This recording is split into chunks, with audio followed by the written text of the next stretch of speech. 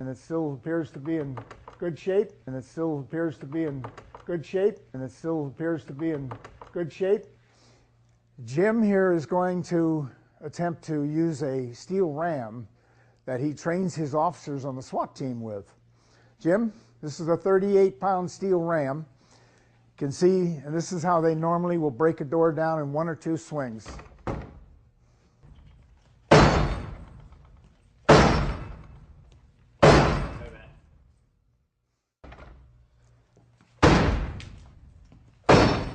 There we go.